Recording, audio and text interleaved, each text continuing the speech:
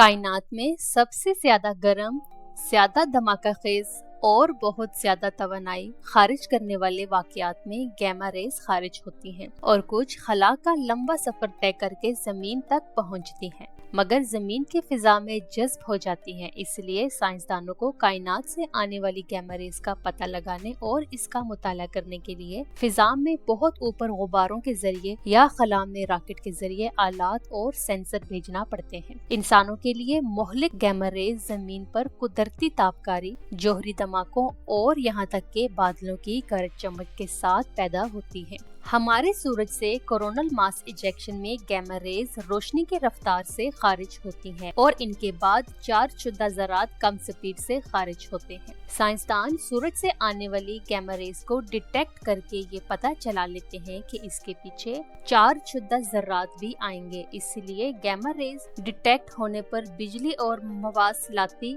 Networks में रुकावट की वार्निंग और इख्तियाती इक़दामात की तैयारी का बंदोबस्त किया जाता है। गैमा रेज सबसे हाई एनर्जी इलेक्ट्रोमैग्नेटिक वेव्स हैं, इसलिए इंसानी खुलियात को नुकसान दे सकती हैं। इसीलिए डॉक्टर कैंसर की खुलियों को टारगेट करके गैमा रेज से मार सकते हैं। गैमा रेज की तूल मौज तमाम बरकी मकनातीसी लहरों में सबसे छोटी होती है। इनकी लंबाई 10 की ताकत -11 पिकोमीटर तक होती है।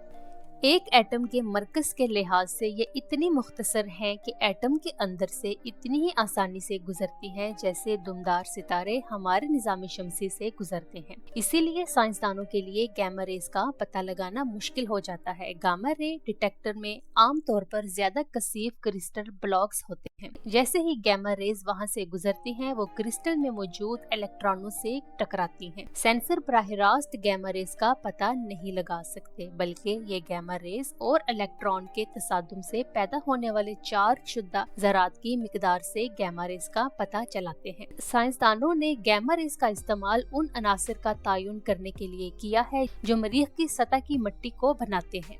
जब कॉस्मिक रेज मरीख से टकराती हैं, मिट्टी और चट्टानों में कीमियाई अनासर गैमा रेज की शक्ल में तवानाई के मुनफरिद स्पेक्ट्रल सिग्नेचर खारिज करते हैं। नासा के मरीख ओडिसी ऑर्बिटर पर गैमा रेज स्पेक्ट्रोमीटर इन सिग्नेचर का पता चलाता है और नक्शा बनाता है। जैसा कि हाइड्रोजन की मिकदार का ये नक्शा भी ऐसे ही तैयार हुआ है। गैमा रेज हमारे खलाई माहौल में सितारों, सुपरनोवा, ब्लैक होल्स और पुल्सर से आती हैं। नासा की फर्मी गैमा रे टेलीस्कोप ने इन गैमा रे सोर्सेज के महलवकू की तस्वीर कशी की और जमीन के लिहाज से गैमा रेज में मिल्की वे कहकशा का 360 नक्शा तैयार किया। आम रोशनी में नजर आने वाले खलाई वाकयात हमारे मालूम कायदा कुलिया पर चलते हैं। गैमा रे में खला ऐसे नजर नहीं आती। High energy gamma ray burst हर रोज ज्यादातर दूर खला से आते हैं। गैमा रे बर्स्ट 1 सेकंड के कुछ हिस्सा से कई मिनट के आखिरी हिस्से में होते हैं। कायनाती फ्लैश बल्ब की तरह फटते हैं। चंद लम्हा गैमा रेज बर्स्ट आसमान पर हावी होते हैं और फिर खत्म हो जाते हैं।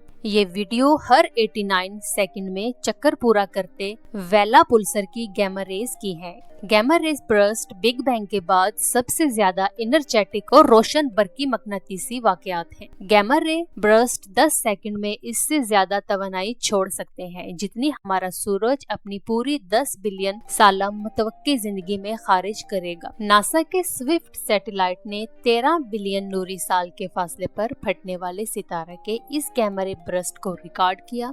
ये अब तक दरियाफ्त होने वाली सबसे दूर दराज अशिया में से एक है। ये बर्स्ट तब हुआ जब कायनात सिर्फ 630 मिलियन साल पुरानी थी।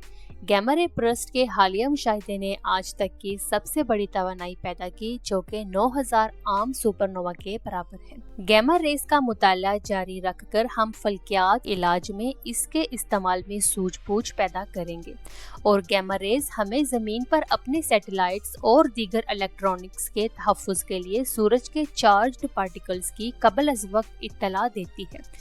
नासा के कुछ आलात जमीन के आबो हवा के निज़ाम के कई पहलुओं जैसे बादलों और एरोसोल में होने वाली तब्दीलियों की निगरानी भी गैमा रेज की मदद से करते हैं।